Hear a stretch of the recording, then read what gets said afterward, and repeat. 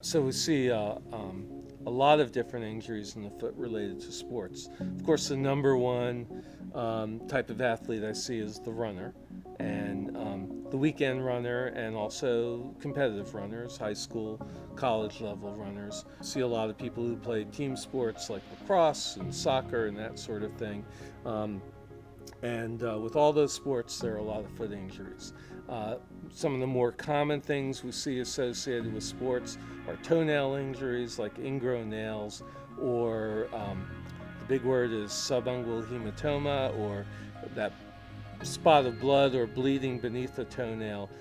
Those are very painful. They're very easily treated in the office and are very common injuries. You get your foot stepped on, you wear a cleat that's too tight, just overuse. If you're running long distances, you have a shoe that doesn't quite fit properly, the toes are bumping up against the end of the shoe, and we see toenail injuries as a result of that. Ingrown nails from tight-fitting shoes can become infected. We have simple procedures in the office to resolve that.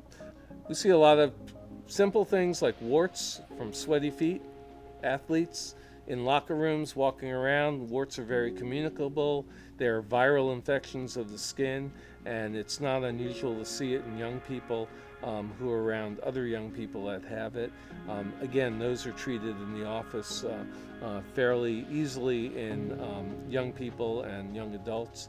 We do see them in older people, but the most common patient that presents with a wart is a pediatric or adolescent patient. The big toe is another source of problems. We see an injury commonly called turf toe. Turf toe is an injury, we think of artificial turf, where it's not as soft as grass and dirt, and we see a lot of pain in the big toe joint related to like chronic, almost sprain type injuries. Like if you're a football player and you're pushing off on your big toe, if you're stopping and starting quickly, turf toe is an injury most commonly thought of as a sprain of the big toe joint. Other injuries around the big toe are related to sesamoids. Sesamoids are two lima bean-sized bones that are on the bottom of the first metatarsal head where the big toe meets the foot. Plantar fasciitis, that's a common sports injury, or tear of the plantar fascia. Stress fractures, they mostly occur on the second, third, and fourth metatarsal.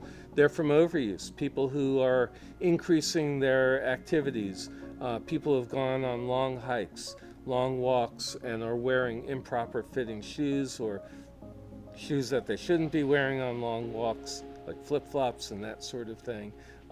They are very painful, easily treated and easily diagnosed with either x-rays or a clinical exam. We see all sorts of different types of fractures, sprains, strains, that sort of thing. The most common thing I would say outside of an acute injury like a fracture or a sprain is arch pain. Also may be related to plantar fasciitis, may be related to flat feet, especially in runners and distance runners. We treat them with orthotics and maybe changing their shoe and maybe changing the type of terrain that they run on. The person who hasn't run in 10 years and suddenly takes up running and they're wearing their running shoes from 10 years ago, they're more likely to get an injury. They're not used to, they go out and run 1 or 2 miles and body's not used to it, and ligaments are stiff. Certainly they can get more of the chronic overuse type injuries. There's some tendons on the outer aspect of the ankle called the peroneal tendons, and we see injuries to those with the weekend warriors. The Achilles tendon ruptures, those are the commonly people my age, middle-aged guys who are out playing basketball on the weekends. Their tendon's a little stiff. Maybe they have chronic inflammation. Same thing with the plantar fascia, chronically inflamed. They've had sort of achy discomfort in the back of the ankle or the bottom of the heel. Then they're out there playing tennis or basketball, and then they have that instant pop and rupture of the Achilles tendon or the plantar fascia or one of the other tendons around the ankle. And those are risky. So if you have chronic foot pain, you shouldn't go out and all at once, go all out. Gentle introduction to activities is what's recommended.